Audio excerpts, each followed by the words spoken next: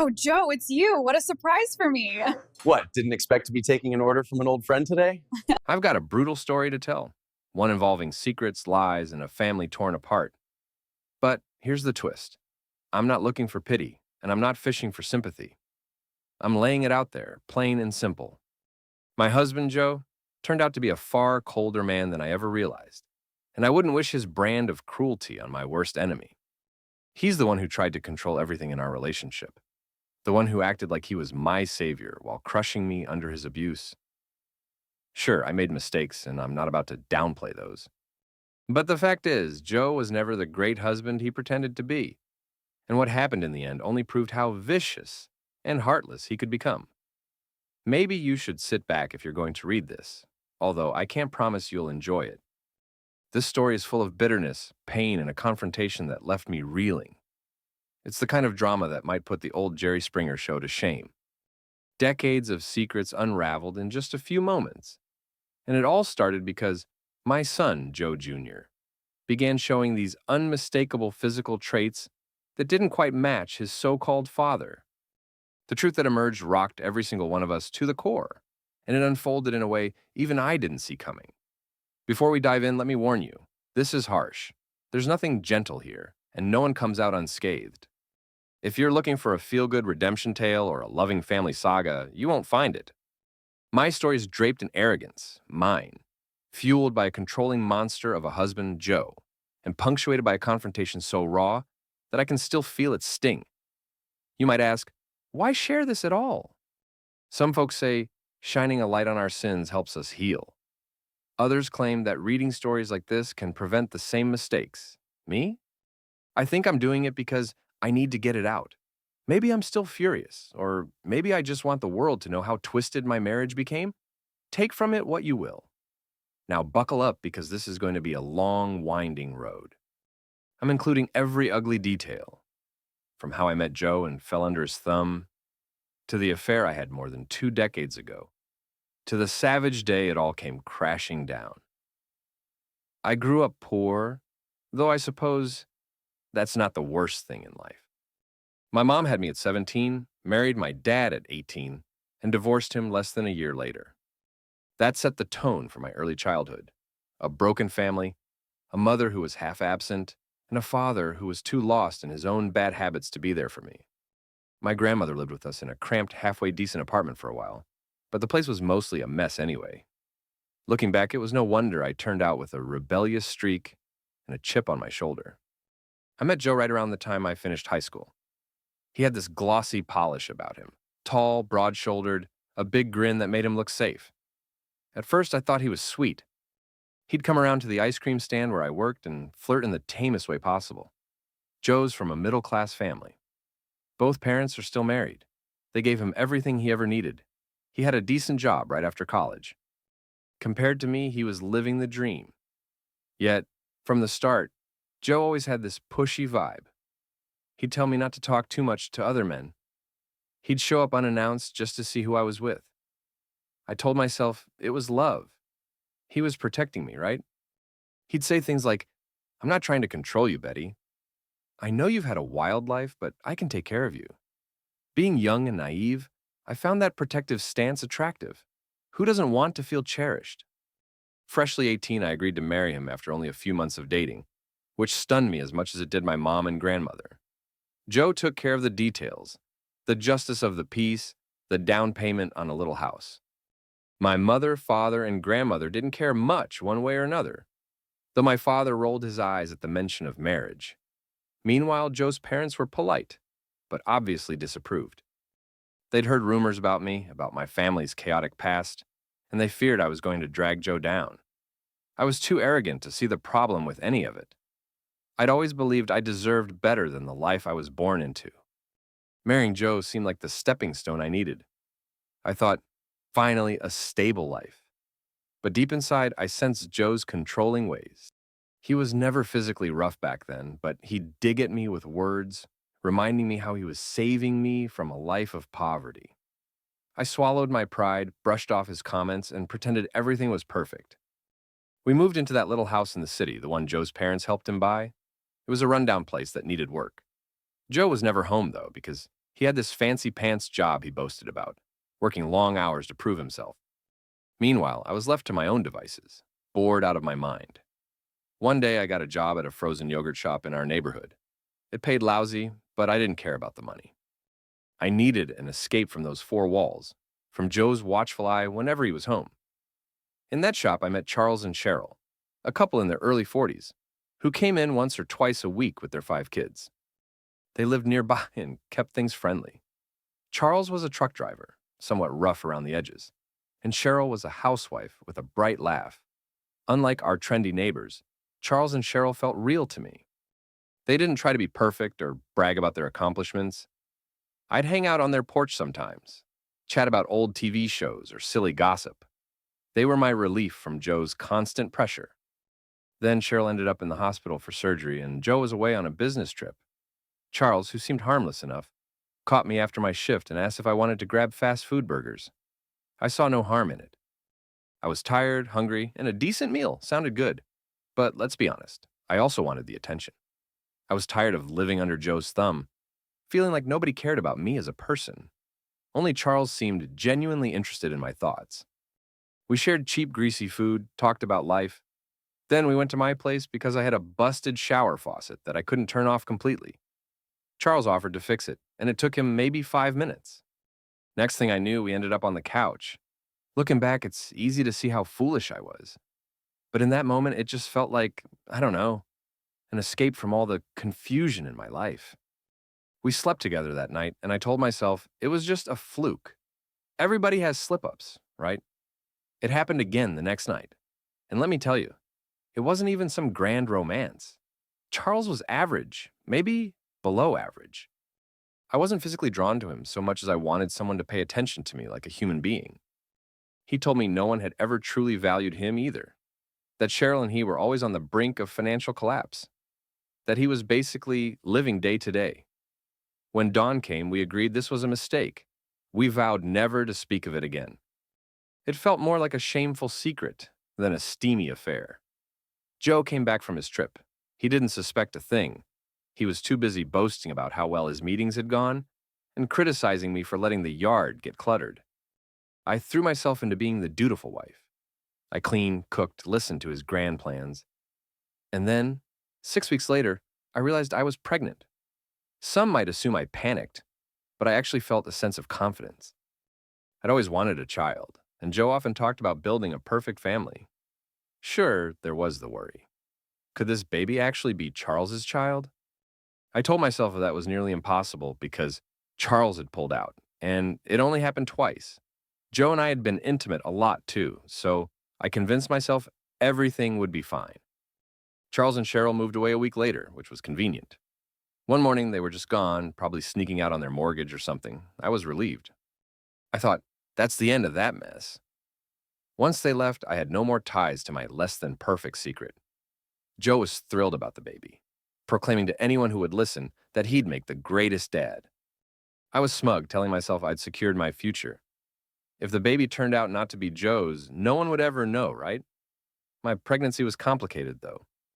I had to stay in bed for the last 2 months, which gave Joe more reasons to gloat about how he was providing for me while I lazed around. I snapped back, telling him to focus on the child, not on punishing me for being sick. He'd lay on the guilt thick. After everything I've done for you, you can't even manage a healthy pregnancy? Even back then, his cruelty showed, but I refused to see it for what it was. In my arrogance, I still believed Joe was the best thing that had ever happened to me. Finally, I gave birth to a baby boy. We named him Joe Jr. My husband was ecstatic, calling friends and coworkers, bragging how he had a son. Meanwhile, I reveled in the attention, proud that I'd given him a child. For the first few years, everything seemed perfect. Joe Jr. was small but feisty, with a bright laugh. Joe the father paraded our son around like a trophy, smugly telling anyone that his boy was going to be his mini-me. Part of me secretly worried about the child's genetic makeup, but I kept brushing it off. I thought, there's no way they'll find out, and even if they do, Joe can't walk away from us. Time has a funny way of unveiling secrets. Around age 5, Joe Jr. started looking less and less like his father. He was shorter, stockier, and had a peculiar head shape that reminded me of Charles. I'd catch myself staring at him, thinking, oh my God, this is the spitting image of that man. I'd force a smile when Joe Jr. asked, do I look like Dad? I lied through my teeth, saying, of course, honey, you look so much like your dad. You just haven't grown into your features yet. It was all about protecting myself. I was arrogant enough to believe that even if Joe suspected anything, I still had more power in the relationship. He needed me, or so I thought. Joe's reaction, if he saw any physical differences, was to ignore it. But he remained controlling. He'd snap at me if he thought I was too lenient with our son or if I spent too much money on groceries. He'd hold our finances over my head, saying things like, if you don't start cooking better meals, maybe I'll stop paying these bills. Let's see how you do without my check. Instead of confronting him, I'd roll my eyes behind his back. I used to think, he can cut me off if he wants. I'll figure out something. I always do. One day I asked Joe if he wanted to think about having another child. I was mostly doing it out of fear because each year, Joe Jr. looked more like Charles. Part of me reasoned if we had another baby together, maybe Joe would never question Joe Jr.'s paternity. But Joe refused. He said, why would I want another mouth to feed? One child is enough for me. You're lucky I'm letting you stay home in the first place. Lucky. There was that arrogance in me again, bristling at the idea that my husband let me do anything. But I also needed the security, so I kept quiet. Eventually, I convinced him to adopt. Maybe in my twisted mind, I thought that would tie up all our loose ends. We adopted a boy named Stevie a few years later. Joe used that adoption as a proof that he was a big-hearted man. See, he'd say, I have no problem raising someone who's not my blood. I'm a generous man. That word generous haunted me. Even though I didn't want to feel beholden to him anymore, I kept letting him run our lives. Meanwhile, Joe Jr. idolized his dad, and in many ways, Joe was decent to him, though in a heavy-handed, controlling manner.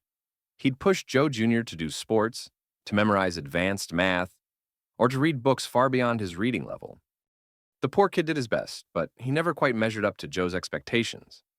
Joe Jr. was shorter, less athletic, and found academic work frustrating. Joe shrugged it off, acting like he was disappointed, but would settle for a son who wasn't exactly like him. If you asked me, it was more manipulation than love. To Joe Jr.'s credit, he ended up discovering a trade school that suited him better than academics. He found plumbing, which he took to naturally. Joe bragged to his colleagues about how he'd taught his boy work ethic so that he'd succeed, never once giving Joe Jr. an actual kind word of encouragement. It was more about stroking his own ego. Because of me, my son's a success. For the child's part, he still worshipped his father, thinking Joe was the reason for every good thing in his life. Anytime I suggested that maybe the boy accomplished something on his own, Joe would sneer and say, he'd be nowhere without me. Everyone knows that. You can guess what happened next. By the time Joe Jr. turned 24, he was about to marry his high school sweetheart. They had their first child soon after, a baby boy whom they called Joe III, much to my dismay. Part of me was proud, but part of me worried that the child might pick up on the distinct features from Charles's side of the family, too. But I told myself that was nonsense. He'd probably look more like his mother, skip to some random gene from my side. Only I hadn't counted on at-home DNA tests. They became so widespread that people started gifting them for the holidays or birthdays, eager to trace their ancestry. Without my knowledge, Charles's adult children apparently took these tests to learn about their father's line. What a shock for them to discover that they had a half-brother out there. And that half-brother was my Joe Jr. I remember the day it blew up. Joe Jr. knocked on my door in the middle of a weekday, his face pale and tense. I'd rarely seen him that serious. He entered, sat me down, and told me about the phone call, about how he'd found out about these half-siblings and had already met them. He nearly whispered, they had documents, DNA test results. They matched me, Mom. He rarely called me Mom in that serious tone. Then he said, they showed me proof and I got tested too. There's no doubt I'm Charles's son. Arrogance. It was my immediate response. I tried to wave it away like it was no big deal. Oh, please, these tests can be mistaken. Or maybe it's something distant. You know how these companies can be. But he wasn't buying it. He repeated, Mom, it aligns perfectly. This is real. That's when I realized my control over the situation was shattered. But still, I tried to reassure him that Joe was the only father he needed. I told him that biology didn't matter. That's when he looked in my eyes and told me I was a monster, that I'd let him live a lie for 26 years. I caught myself snapping back with, "Don't talk to me like that. I protected you." My arrogance was high. I'd convinced myself that I'd done him a favor, giving him a dad like Joe, financially stable, present, authoritative. But Joe Jr. took it differently. He stood trembling and accused me of being a selfish liar, only out for my own comfort. He stormed out, swearing he'd never speak to me again. I called after him, trying to reason, but he ignored me. That entire afternoon, I was in a daze. For all my pride and self-assuredness, I felt the rug pulled from under my feet. But little did I know, the worst was yet to come. Later that evening, Joe didn't come home. He sent a single text, "Staying with Joe Jr." Cold, devoid of all empathy. I should have guessed he'd do something extreme, but still, it stung. He was outraged that his trophy son, his legacy, was actually sired by someone else. A normal man, a kind father, might have tried to talk this through, maybe expressed heartbreak or confusion. But Joe? He jumped straight to anger and vengeance, as if I'd only been an object in his plot for a perfect life. The next day, I lay restless in bed, half expecting Joe to barge in with accusations or demands. Around 6 a.m., I heard the front door open. My heart pounded. I wanted him to hold me, to say it would be okay, even though I knew that was impossible. Instead, he marched into the bedroom, stood over me, and said in a flat voice, "Betty, tell me everything that happened." The condemnation in his eyes chilled me. I pressed a pillow against my chest and told him the short version. It happened twice, years ago. I was young, foolish, lonely. He listened, face set like stone. Then he spat out, "Our marriage is done. I'll be filing for divorce." I pleaded with him not to end things like that. "Joe, it was so long ago. I love you. I've sacrificed everything to stay with you." But my words only fueled his anger. He just said, "Shut up. Save your breath. I'm done with your excuses." That's when his controlling side revealed itself in full. He told me I'd be hearing from his lawyer, that he'd talked to his parents and our kids, and that I wasn't allowed to contact any of them. "I'll tell them the truth about you," he said, voice sharp. "I've already told Stevie. He knows what kind of mother you are." This was more than heartbreak. It was pure intimidation. Even though Joe Jr. was biologically someone else's child, Joe still wanted to control how people viewed me. He wanted to be the grieving victim, the battered hero who overcame a wife's betrayal. He packed a few clothes, told me not to call or text him, and left. The door slammed so hard the house rattled. I was furious and humiliated. For all my faults, I'd loved him. I couldn't believe he could discard me so fast. Yet, the truth was, his controlling nature had always been there. I'd just been blind. Maybe I was foolish for thinking he'd ever respond with compassion. Over the next few weeks, everything unraveled. Joe moved into a portion of Joe Jr.'s property, a small apartment behind their garage. Stevie, our adopted son, refused to pick sides outright, but he kept his distance. He had his own reasons. He'd never wanted to cross Joe, who held the purse strings to so many things, from college payments to job opportunities. And Joe Jr.? He wouldn't talk to me at all, except for sending a single text that said, "You are no mother of mine." I would have liked to say I eventually got a hold on things, but the truth is, I sank into an angry despair. I started losing my temper at random times. I'd yell at the walls, cursing Joe. I'd throw stuff around the house, screaming, "How dare you treat me this way after all these years?" But then, I'd remember how I kept the secret from him and the kids, and I'd cringe. If I was being honest, it was my immediate arrogance that had fueled me years ago. I'd told myself I could manage it all, that no one would ever be the wiser. I can't deny that Joe's cruelty overshadowed my guilt at times, and I'd circle right back to thinking he was the real villain in all of this. Then I'd wonder if he and that woman from his job had been getting cozy for years. It wouldn't surprise me. Joe always needed a sense of complete control and adoration, and I'd grown less adoring over time. Perhaps he'd found that adoration somewhere else. As humiliating as it might sound, I even texted him once asking, "Was there someone else? Is that why it was so easy for you to drop me?" He He never responded. That was how he showed his contempt. Silence. His parents, who had long disapproved of me, happily spread the story that I was a cheating wife who trapped their son. They told their neighbors, the church members, and that entire circle how disgusting I was, how I deserved to be thrown out on the street. If that wasn't bad enough, Joe Jr.'s in-laws also took Joe's side. They told their daughter, "Don't let that woman near your child." So I was cut off from my new grandbaby. I'd love to say I handled this with grace, but I didn't. I stewed in resentment. My arrogance kept creeping back, making me think, I don't deserve this. I'm better than all these losers. Then, moments later, I'd break into tears, feeling the weight of my mistakes. About a month after Joe filed for divorce, I decided to call Stevie. Unlike Joe Jr., he was still responding to me, albeit with short, frosty answers. I asked to see him in person to talk. To my relief, he agreed, but only at a local diner, so we wouldn't have to meet at my house or Joe's apartment. It was a gloomy day. I remember wearing a simple gray sweater, not bothering with makeup. I'd lost a lot of pep in my step. He walked in looking down. I stood to hug him, but he only gave me a half pat on the back. We sat awkwardly, sipped coffee, and I tried to open up to him. "Stevie, I'm sorry I hurt you. I'm sorry I wasn't honest. I never intended to cause any harm." He stared at his coffee, not meeting my eyes. Finally, he said, "Mom, Dad's furious, but he's being rational about it too. He told me you had an affair, that you lied for over 20 years, and that you got what you deserved. You know how Dad is when he's angry. He basically told me if I maintain a close relationship with you, he might cut me off from family events. I don't want to lose them." I felt a flush of anger. This was Joe's style to a T, threatening to cut Stevie out if he didn't align with him. But I tried to keep my voice steady.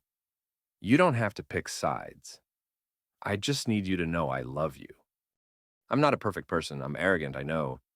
But your father hasn't been some innocent saint either." Stevie raised an eyebrow. "What do you mean?" I shrugged, not wanting to confess I suspected Joe had been seeing someone else. That wouldn't fix anything. Instead, I said, "You've seen how he is. He's controlling. He made me feel like I had no choice but to hide my mistakes, or else he'd ruin my life." Stevie's silence was thunderous. I might as well have been talking to a brick wall. After a few minutes, he cleared his throat and said, "I've got to go. Dad might ask where I am." That was all. He offered to pay for my coffee, but I insisted on covering the bill. As he left, I realized how thoroughly Joe had staked his claim on everyone. Stevie was an adult, yet he was scared to displease his father, and I couldn't entirely blame him.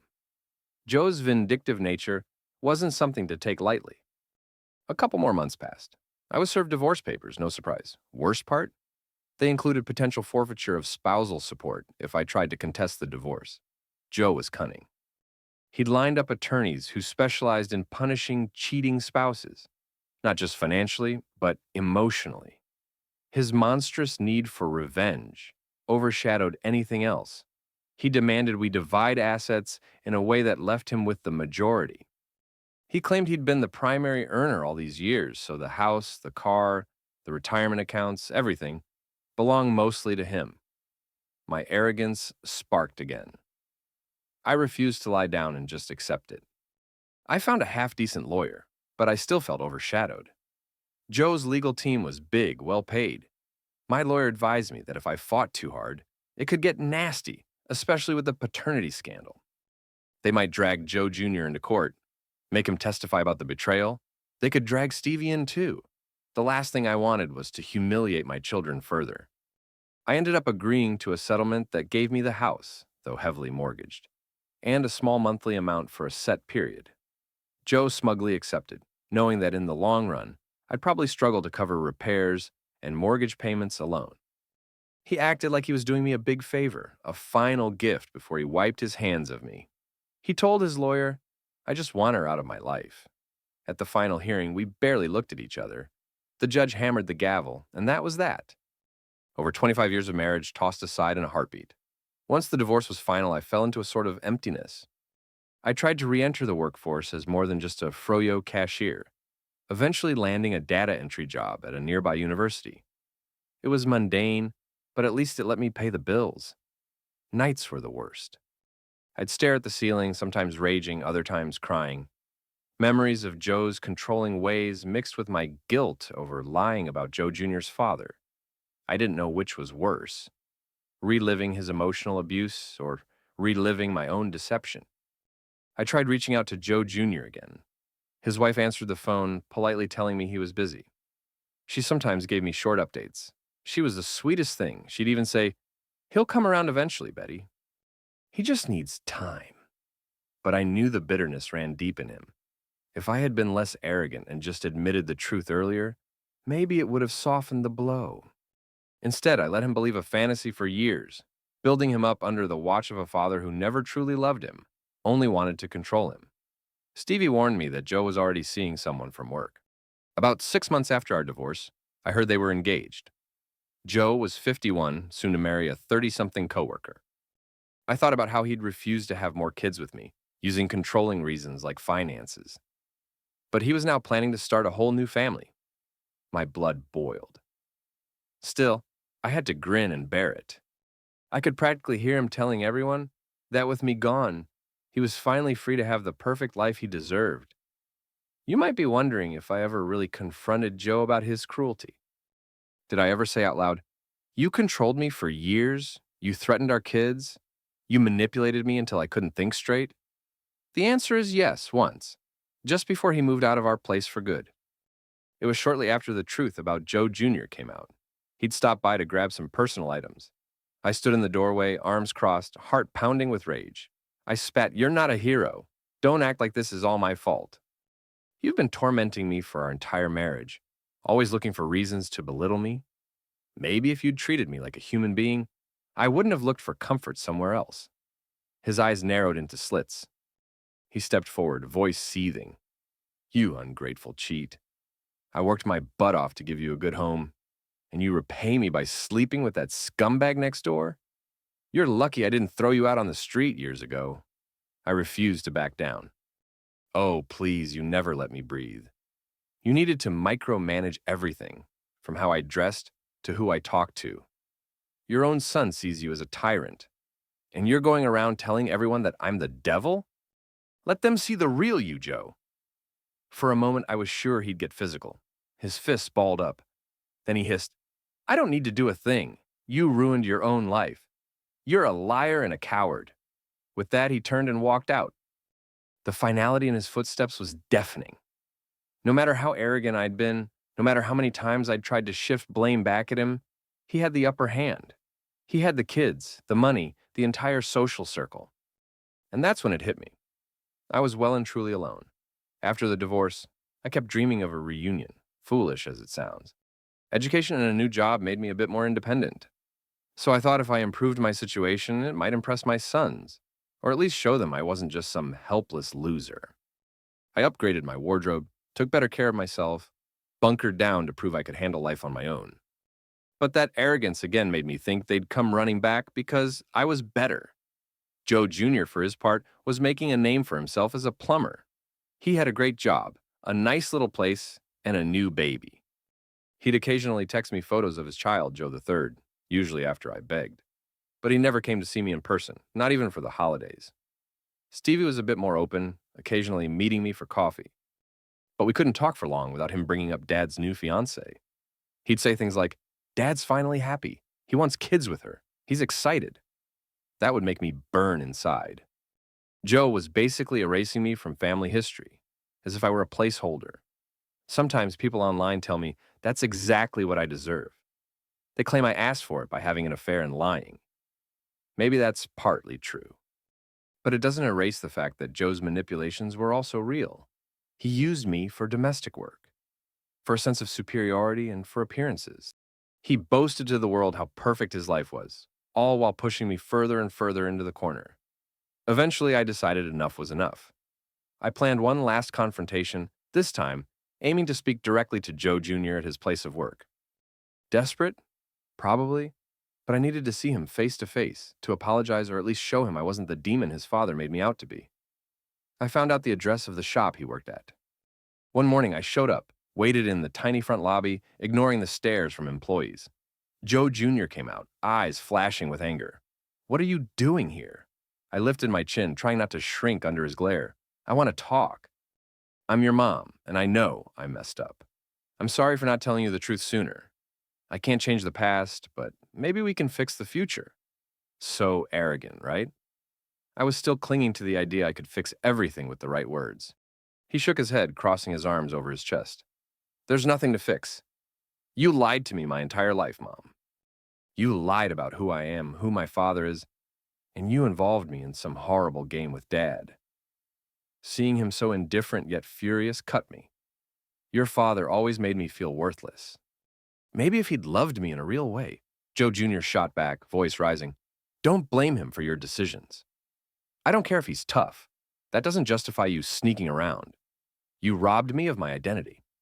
All those times Dad pushed me to be like him, I struggled in vain because I could never be his genetic child. You set me up for failure. I realized then the depth of his resentment. It wasn't just Joe's controlling nature. It was all those years Joe Jr. had wanted to be like him, like a father he thought shared his blood. Joe Jr. took a shaky breath. Then he said, I'm done. Don't come here again. He turned, walked off, and left me standing amid the curious stares of his coworkers. Time moved on. Joe got married to that younger woman. They posted photos online of a fairy tale ceremony. My two sons were best men, grinning next to their father. As painful as it was, I looked at the pictures anyway. Joe no longer resembled the man I once loved at 18. His hair was thinning, his face had hardened, yet he wore a satisfied smile. He'd rid himself of me and my defiance, replaced me with someone who, presumably, was more compliant. Of course, maybe he truly found happiness. Hard to say. About a year after their wedding, rumor had it she was pregnant. Such is life, I guess. Joe was building the family he always boasted about. But with me, he'd insisted we were complete after just one child, and later pressured into adopting Stevie. So in the end, maybe they got the happy story, and I was left alone to lick my wounds, stuck with the mortgage and drifting from my kids. People sometimes ask, do you regret cheating? The honest answer, I regret how I handled it. Instead of admitting it early, I lied for decades, letting my arrogance rule me. I thought I'd get away with it. And ironically, even if Joe had known about the affair back then, I doubt he'd have left me. He liked the family image too much. We might have worked it out or at least reached some arrangement. Instead, I turned it into a time bomb that eventually destroyed me. As for Joe being the villain, I stand by that. Even if I'd been faithful, I suspect he would have tormented me in other ways. He had a cruel streak, always making sure I felt indebted to him. The paternity fiasco was just the perfect excuse for him to unleash that cruelty in full. It doesn't excuse my actions, but it doesn't excuse his either. So, here I am. There's no redemptive bow to tie at the end of this. My house is quiet. Sometimes late at night, I wander around thinking, is this really my life? My mother and grandmother have passed away. Joe has moved on thoroughly. My older son can't stand to talk to me unless absolutely necessary. Stevie keeps a polite but distant relationship. That's what arrogance and secrets will get you, I guess. A big empty house and a stack of regrets. If you're reading this expecting a moral, maybe it's this. Don't be so sure you're in control of everything. Don't lie to yourself about the importance of honesty. And if you see signs of desperation in your marriage, like obsessive control, intimidation, or constant manipulation, maybe you're better off admitting it to the world before everything explodes. Because once it all unravels, it can practically vaporize your life. If I could go back, I wouldn't have married Joe so fast. Or if I had, I would have refused to let him push me around, refused to become so dependent. I would have told him immediately about Charles too, no matter the cost. Then my children might have grown up knowing the truth. As it stands, they see me as the woman who tricked them all. Even though I can't stand how Joe pushed me down, I'm well aware that I created this entire mess the moment I chose to cheat and then lie about it. 1. My early arrogance. Looking back at the decisions I made in my late teens, I see a pattern of pride. I used to think pride only meant bragging about yourself. But there's also a hidden type of arrogance that comes from feeling you're always right, believing you can bend the truth and remain unscathed. At 18, fresh out of a chaotic upbringing, I thought I deserved a fairy tale life with Joe. I kept telling myself I was finally leveling up. That smugness, ironically, set me on a path where I was too proud to admit my mistakes. Joe, too, had his own arrogance, but his manifested more as control. He believed he had the right to set all the rules. Maybe part of me liked being bossed around initially, as I took it for strong leadership. But it morphed so gradually into emotional blackmail that I barely noticed until it was too late.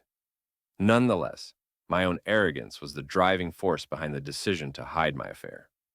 If I had been humbler, maybe I'd have faced the consequences right away, accepted the heartbreak, and found a healthier path. Dusra. The affair's circus. Whenever people hear that I had an affair with a truck driver neighbor, they assume it was some torrid passion. Truth is, it was more an act of rebellion and momentary comfort.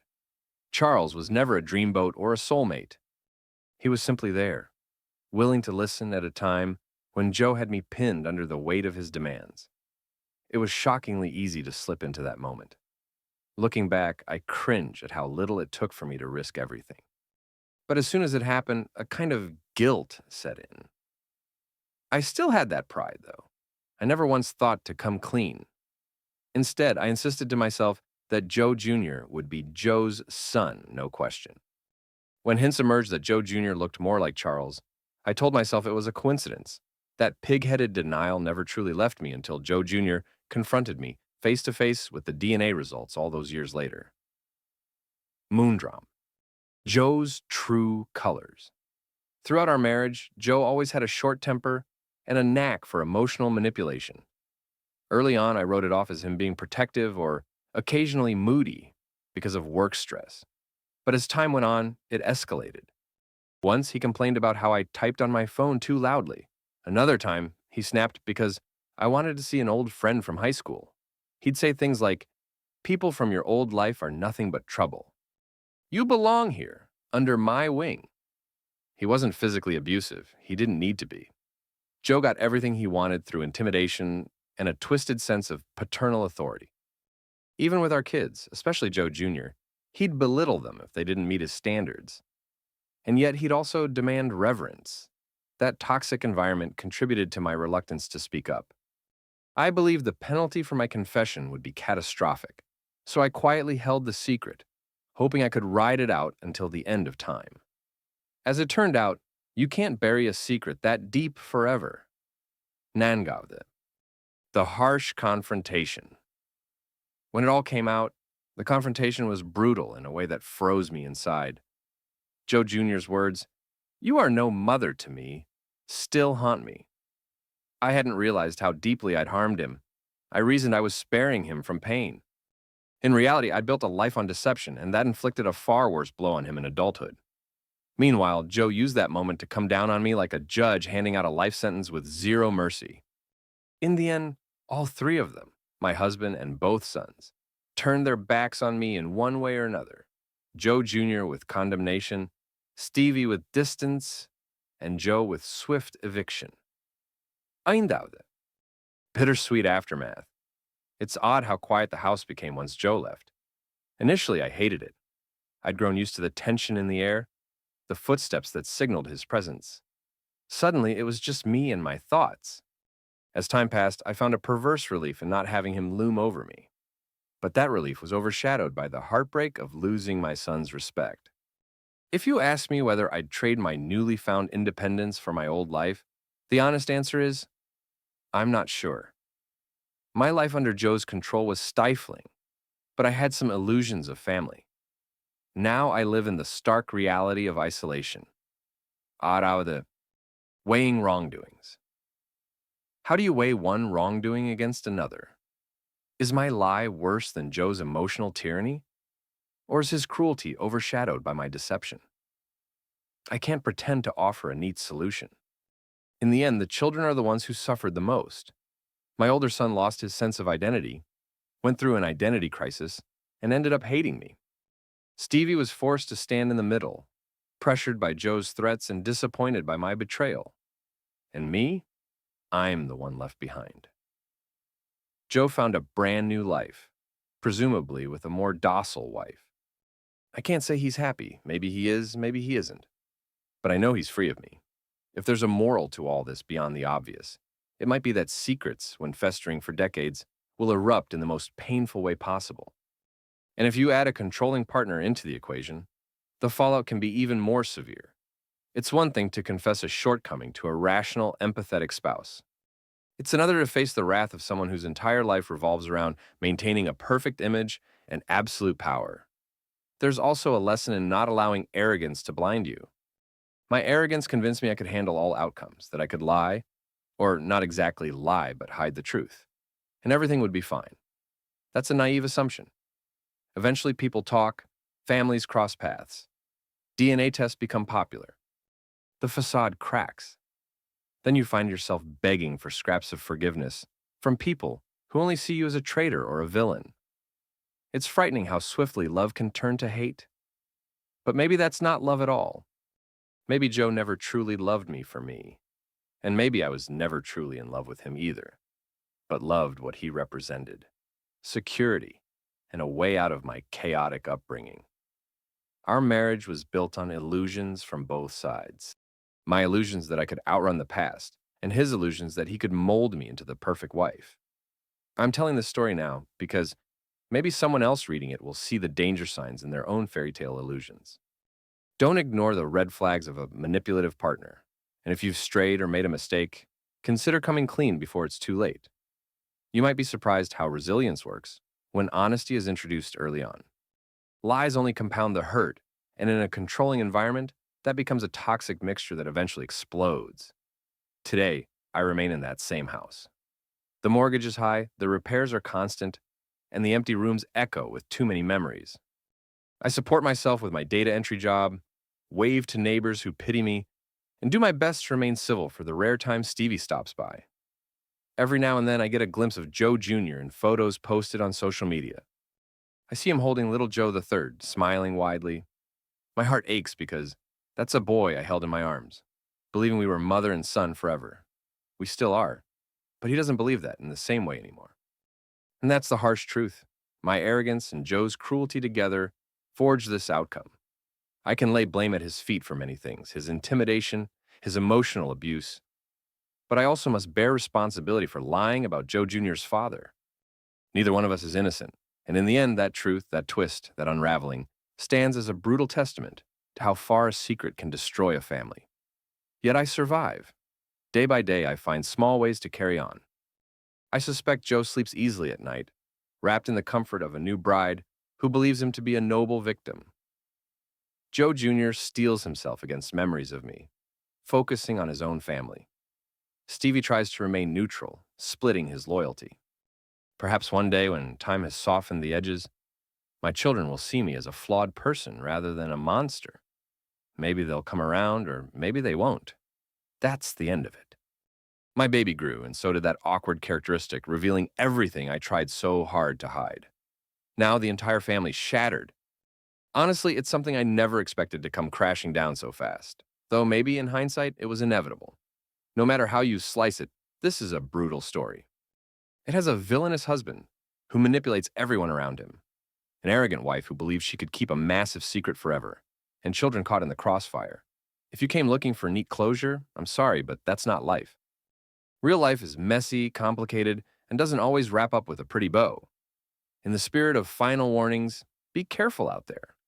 Don't trap yourself in a web of lies, and don't let a controlling partner rob you of your voice. Make sure you aren't letting arrogance blind you to the damage you might cause. Because trust me, the day those hidden truths catch up with you, you'll see exactly how destructive they can be. And sometimes, no amount of apologies or regrets will fix the wreckage in their wake. If you need something lighthearted after all this, go watch a silly puppy compilation. Gift the like button a puppy, or maybe a fox if you're feeling mischievous. But keep in mind that real foxes in our lives, the cunning, dreadful secrets, might be hiding in plain sight. Don't let them. Stay safe, be honest, and take care of yourself. This was my story, harsh and raw. May you learn from it and never go down the same road that I did.